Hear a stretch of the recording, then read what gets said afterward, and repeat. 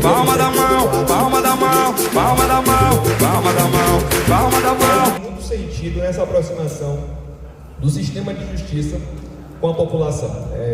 A Silvani, salvo melhor juízo, tinha pedido a minha assistente meu currículo, algo nesse sentido, e eu informei para a assistente que normalmente eu não passo currículo, porque eu tenho uma coisa desde a minha infância que diz que quando você apresenta o seu currículo previamente, ali você está colocando uma manchete.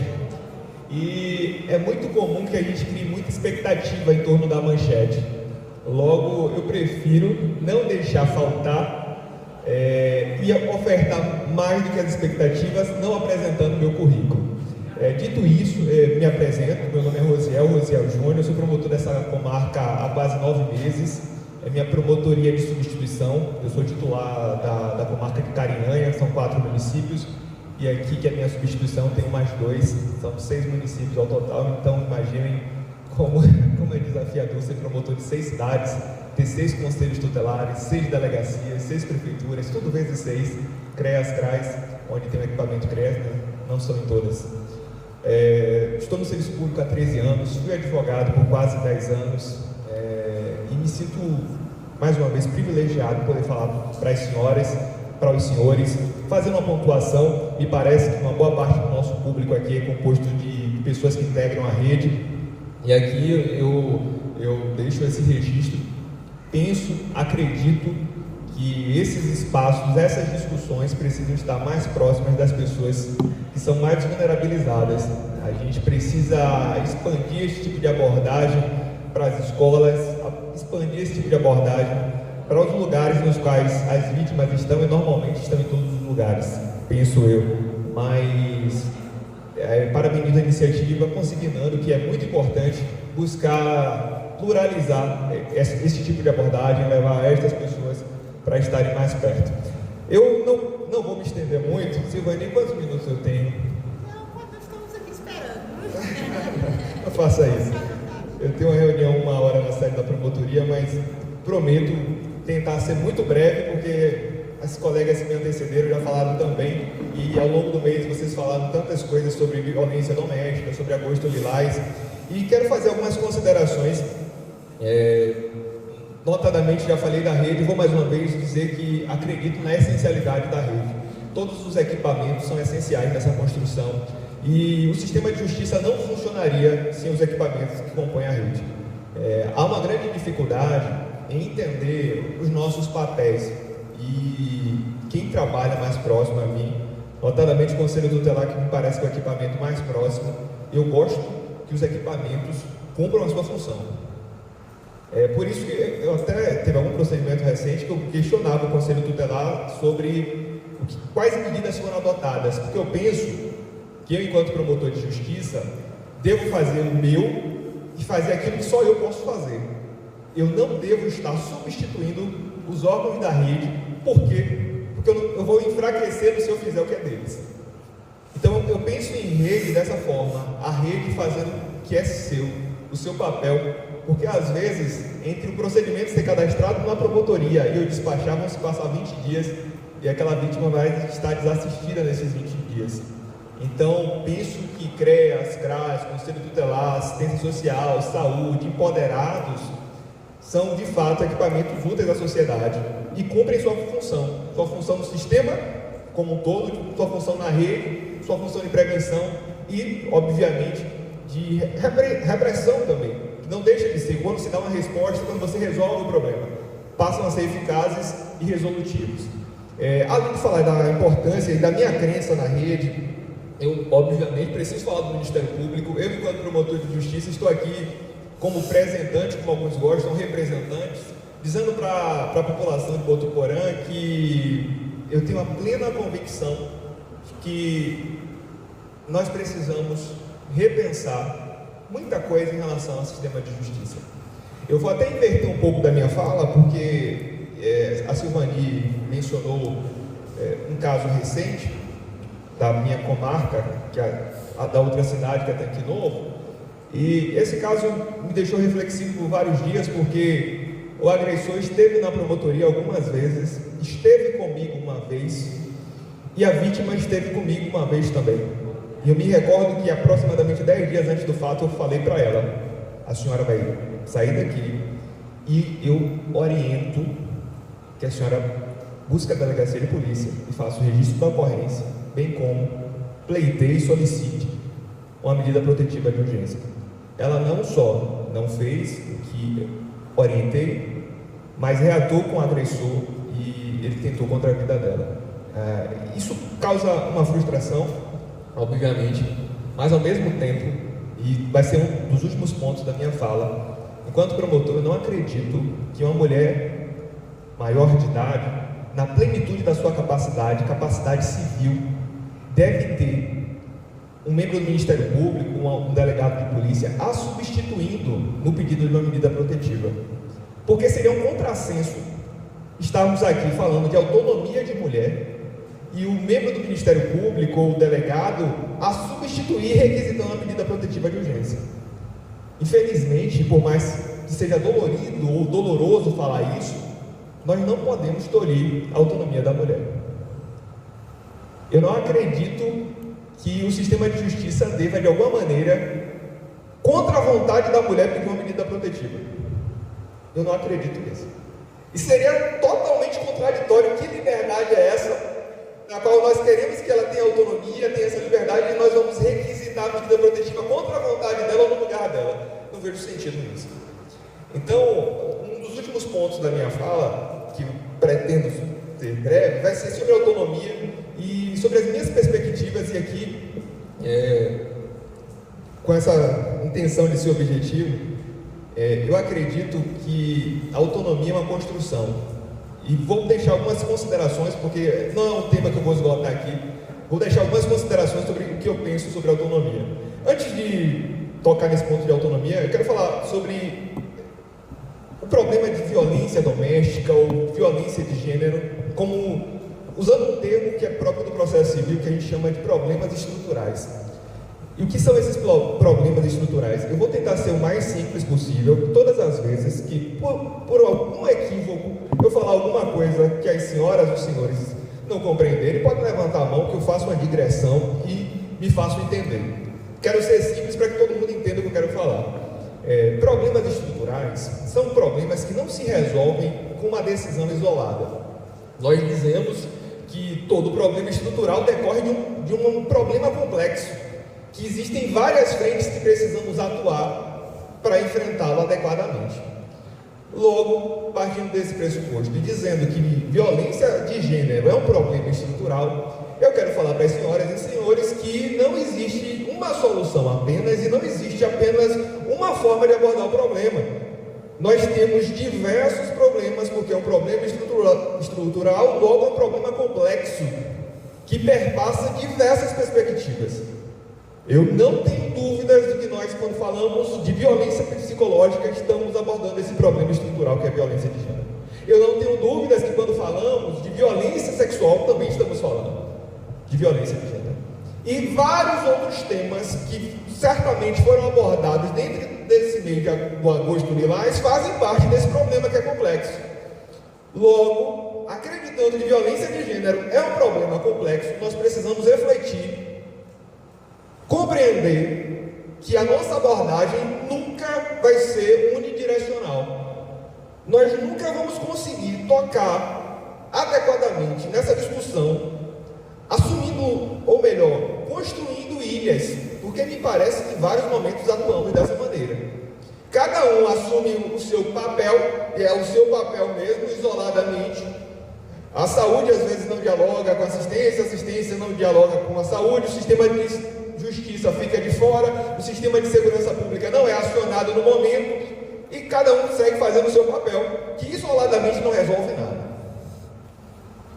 Problemas estruturais, que são estes problemas complexos, demandam essa integração, essa atuação em rede, e a compreensão que nós vamos precisar enfrentar adequadamente e reestruturar políticas públicas, instituições, modo de atuação, porque do contrário, vamos continuar pregando para convertir, falando para quem conhece da legislação, falando para quem conhece do seu trabalho, no SUAS, conhece do seu trabalho na saúde, mas a ausência de diálogo e a ausência de compreensão que o problema não é atomizado, não é um problema só da saúde, só da educação, só da assistência. Essa visão vai continuar nos levando para um sentimento de inércia, de incapacidade e a sensação diária: o que é que nós estamos fazendo? Que tipo de enfrentamento nós estamos realizando? Parece muito com a antiga, que hoje não utilizamos mais, esse termo, a guerra às drogas, que o crime organizado cresceu tanto e nós estamos há muito tempo guerreando contra as drogas. Mas dito isso, reconhecendo e tomando como um pressuposto que violência de gênero é um problema estrutural, eu quero pontuar os 19 anos da Lei Maria da Penha, que eu acredito que nós avançamos. Nós conseguimos alterar muita coisa. Por exemplo, a ameaça, até o ano passado, era um crime com ação pública condicionada à representação da vítima. Isso era tão complicado, porque a vítima ia na delegacia, no dia seguinte ela voltava: eu não quero mais, essa representação dá um fim aí.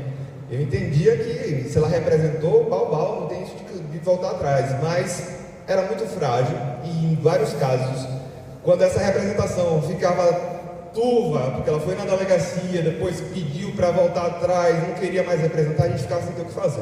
Hoje é pública e condicionada, se ela é ameaçada, o Ministério Público pode ajuizar ação independente da representação da vítima. Eu não estou sendo contraditório em relação à minha fala anterior sobre medida protetiva de urgência, porque vejam, a medida protetiva de urgência, a vítima requisita. O crime de ação penal pública incondicionada não depende da manifestação dela. Logo, não vejo incoerência nessa fala.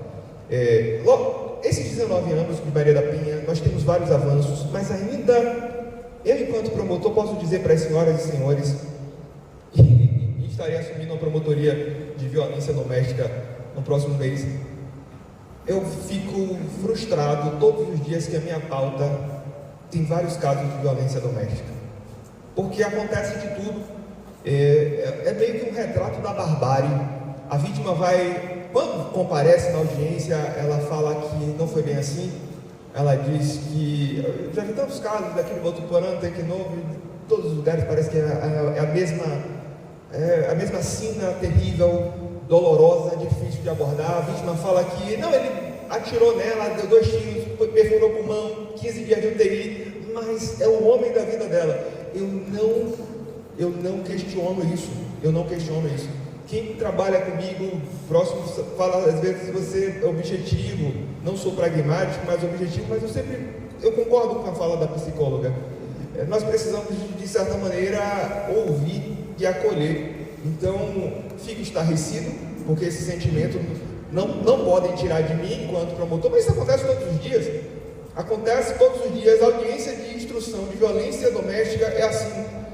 Em 80% dos casos, nós não conseguimos produzir a prova para condenar o acusado.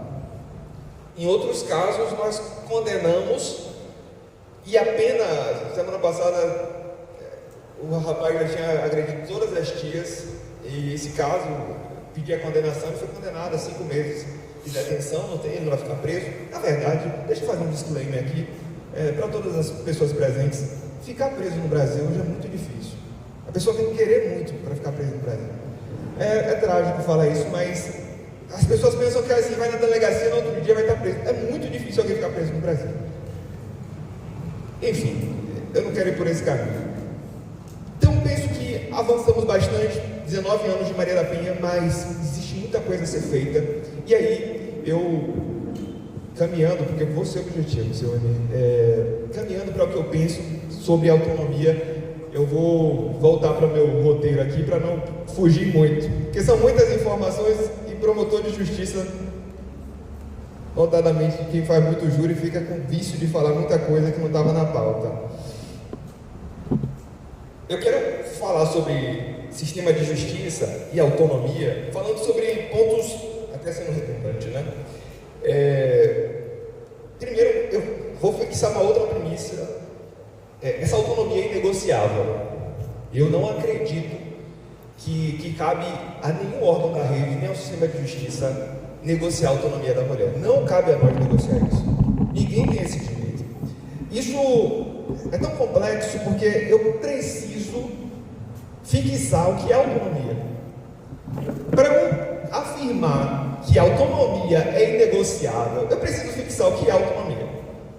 E eu pergunto para as senhoras, para os senhores, se uma criança que cresceu num ambiente no qual o pai e a mãe todos os dias trocam os mais diversos elogios, todos os dias xingam um ao outro como se fosse algo normal, e sendo muito honesto, eu sou baiana, eu nasci na Bahia, a gente tem uma cultura na Bahia que xingamento é algo muito natural. Então a criança com 3, 4 anos não sabe ler e escrever, mas ela sabe xingar todos os nomes existentes e aqueles que ainda vão existir. E existe um paradoxo, uma contradição que é muito cruel em torno de xingamento. Os xingamentos nossos, baianos, brasileiros, né? Quase todos têm uma conotação sexual. Quase todos. Obviamente que ninguém precisa falar, mas se parar e pensar, vai notar que 80 a 90% dos xingamentos utilizados pelos baianos e brasileiros têm conotação sexual. E se você nunca parou para refletir sobre isso, reflita mentalmente e note que os mais comuns têm alguma conotação sexual. Então o que eu estou dizendo para as senhoras e senhores é que eu vou exigir lá no futuro a autonomia de uma mulher que desde criança cresceu ouvindo xingamentos que são porta de entrada para uma intimidade um pouco maior. Eu sou promotor da infância das minhas 2 comarcas, que são plenas. Então, em 6 cidades eu acumulo crime, cível, infância, e eu noto que, apesar da Maria da Penha ter 19 anos, e eu já ter várias mulheres que nasceram após a Maria da Penha, a gente enfrenta um outro problema, essa hipersexualização mais precoce. Por quê? A criança, desde cedo, aprende a xingar, aprende a normalizar o xingamento. Quando ela vira adolescente, o que acontece? Ela já não tem mais o bloqueio moral de falar, esse termo é inadequado.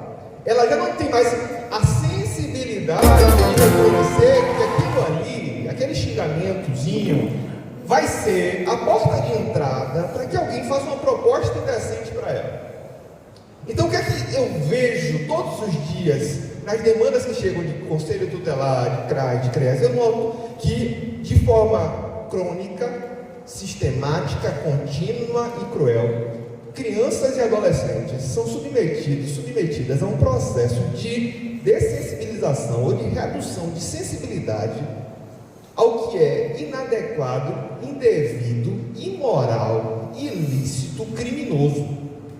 Ela passa a vida toda ouvindo do pai e da mãe termos inapropriados, com conotação sexual, se torna uma adolescente. O que acontece em 90% do Brasil, exceto na Bahia? O que acontece? Essa menina completa 12 anos, esse menino completa 12 anos, e a partir do momento que passa a ter um relacionamento, menor de 14 anos não pode se relacionar sexualmente. A rede aqui sabe que isso é seguido à risca. Já não tem mais nenhum tipo de sensibilidade ao que é imoral, inadequado e inapropriado. Com menos de 14 anos, com muita frequência, já tem uma relação sexual, e a partir desse primeiro momento, o que acontece? De novo, no ciclo que todos os dias eu vejo nas minhas promotorias, algum adulto fica sabendo e fala, olha, já se envolveu com fulano, agora é minha vez também.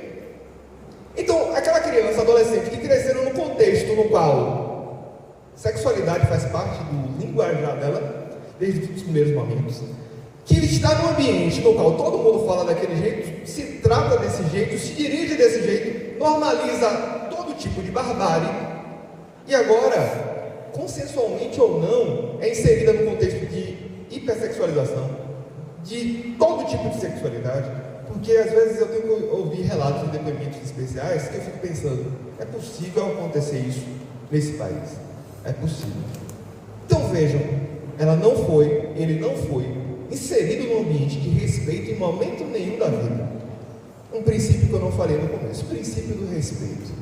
Se você é adulto, se você é adulta, você tem um filho, uma pessoa menor de idade na sua casa, e você normaliza todo tipo de desrespeito na linguagem, tem um livro sobre isso que eu não trouxe ali, comunicação não violenta, você normaliza isso, e depois vai exigir que essa pessoa se perceba no contexto de violência.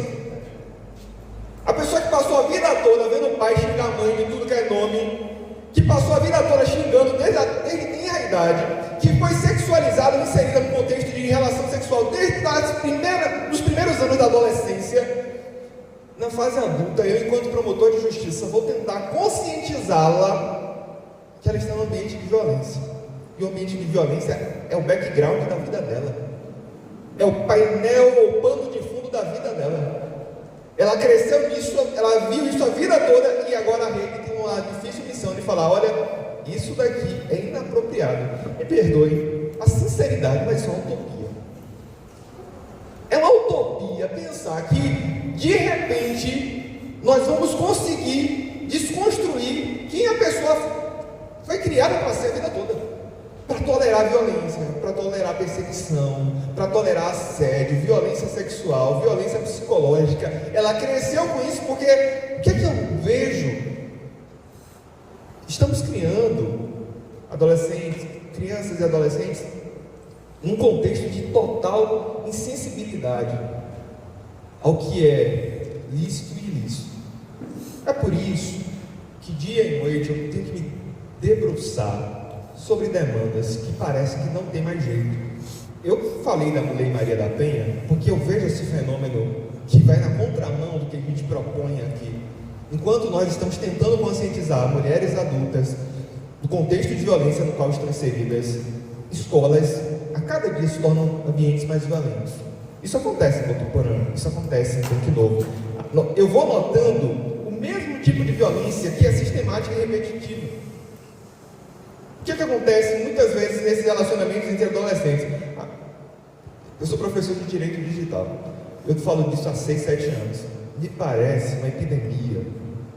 Assim, a gente fala, a gente avisa, não tira foto, não manda foto íntima sua. O que mais acontece? Todo dia tem vazamento de fotos de adolescente. Quando eu vou para a instrução, eu escuto as mesmas coisas de todas as vítimas.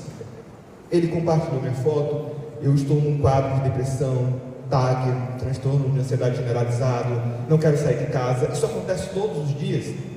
E volto a dizer, a gente quer cobrar autonomia, conscientização, mas a gente vulnerabiliza a sensibilidade em relação ao que eu posso fazer, o que eu não posso fazer, e mais do que isso, o senso do inapropriado. Gente, eu não tenho o dado aqui, e não vou falar para não ser impreciso, mas cada vez que eu peço uma prisão preventiva, no caso de violência doméstica, é muito comum a vítima ir na promotoria de justiça todos os dias pedir para minha assistente: pede ao promotor para pedir a revogação da preventiva dele. Sabe por quê? Porque nós que não estamos dentro desse ambiente, não estamos dentro dessa casa, temos a árdua missão de desconstruir quem foi construída para tolerar esse tipo de coisa. Então, eu não venho aqui fazer um discurso desesperançoso, um discurso sobre ausência de perspectivas, mas eu proponho uma reflexão sobre por que nós continuamos inserindo crianças e adolescentes num contexto de insensibilidade quanto ao inapropriado, e depois vamos exigir delas, sensibilidade, percepção, autonomia. O que eu me propus a falar aqui nessa manhã é que nós estamos viciando o contexto de autonomia. Nós estamos viciando a capacidade das pessoas se enxergarem no contexto de violência, porque criamos filhos e filhas nesse contexto, normalizando várias coisas, e sempre digo: olha, o estuprador, o assediador, o feminicida não nasce com nada. E normalmente a porta de entrada começa com as coisas mais simples do mundo. Nenhum assediador chega com o pé na porta. Normalmente é uma conversa mole, sem futuro, que não tem nada, e depois ele vai trabalhando na intimidade, que normalmente a vítima já ouviu aquilo outra vez. Então para ela é normal. Ela não vai se enxergando no contexto de assédio, até que ele começa a stalkear, perseguir, violentar, violenta de diversas maneiras. E esse padrão se repete na maioria dos crimes de gênero. É quase comum eu enxergar um padrão sistemático de comportamentos. a vítima não consegue sair desse ciclo de violência. Acreditem que eu já pedi preventiva para um companheiro de uma vítima e depois para o outro. Eu era promotor da infância em Guanambi e eu tive um caso que a mesma adolescente foi violentada pelo padrasto da mãe, ela saiu de casa, foi violentada por um primo, ela voltou para a casa da mãe, foi violentada por um outro padrasto, um outro companheiro da mãe. Então, se fosse para compartilhar histórias, eu passaria o dia contando tragédias aqui. Mas, para caminhar, para encerrar minha fala, eu venho propor e deixar aqui essa reflexão. Nós precisamos redefinir a autonomia para que, posteriormente, a mulher, no contexto de violência, possa se enxergar em tal contexto. Logo, não é possível que continuemos ignorando a nossa atuação preventiva, porque a atuação repressiva ou posterior à violência, eu não vou dizer hercúlea, mas é muito desafiadora, porque eu preciso trabalhar com paradigmas que foram firmados há muito tempo. Tenho certeza que se tentarmos reconstruir ou nadar contra a corrente para inserir criança e adolescente em um outro ambiente, um ambiente no qual o princípio do respeito seja observado, o nosso trabalho enquanto rede vai se tornar mais viável. Hoje trabalhamos num cenário extremamente desfavorável, porque precisamos reeducar, ou melhor, provocar reflexões em quem tem 15, 16, 18, 20 anos, sendo desensibilizada, tendo a sua sensibilidade reduzida a contextos mínimos de respeito, o que é violência, o que não é. E seguramente eu posso dizer para as senhoras e senhores que esse tipo de abordagem não deve ser feita apenas em ambientes nos quais estamos inseridos nesse momento. Precisamos levar essa conscientização, esse diálogo, esse discurso para escolas de forma muito aberta. Eu acompanho muito de perto o trabalho do NEVID, o Núcleo de Violência Doméstica do MP, e hoje nós sabemos que quando falamos para o agressor, um facilitador do sexo feminino ou uma facilitadora do sexo feminino, há uma redução da eficiência daquele diálogo nos grupos reflexivos. Basicamente, o que é que eu estou dizendo? Lugares que nós temos medidas protetivas que consistem em grupos reflexivos, nós temos proposto que o facilitador seja do sexo masculino, para falar para o homem que ele é o agressor, que é isso. Mas o que é que eu quero dizer? Rotulagem não tem funcionado muito. E eu me sinto muita vontade para falar de rotulagem. Promotor, negro e tudo mais, eu sei o que é ser negro, mas as pessoas pensam que o respeito está em chamar, não, ele é negro, ele não é, sei lá, tem pessoas que confundem raça com cor, não vou chamar de preto, não, vou chamar de negro, como se me chamando de negro estivesse me respeitando. Mas a rotulagem, o termo, a nomenclatura não são suficientes.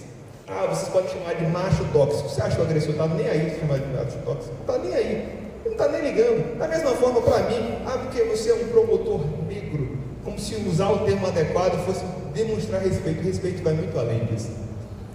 Respeito vai muito além do que é dito. A psicóloga falou sobre amor, e eu tenho aqui uma perspectiva pessoal. Não é o promotor falando, é a pessoa física falando. Amor não é sentimento para mim. Se você bate na sua mulher e diz que ama, você tem um problema cognitivo grave. Amor é atitude. Logo, penso que precisamos redefinir as nossas forças numa direção que faça mais sentido do ponto de vista de resolução, de eficácia. Não só sobre termos, não só tentando conscientizar as pessoas que já estão no contexto de violência, mas fortalecendo a nossa atuação sobre prevenção e conscientização do que é ter autonomia. Eu vou encerrar aqui, porque eu tenho outro compromisso depois, mas também não quero cansá-las, cansados. Muito obrigado, fico à disposição e, enfim, era isso.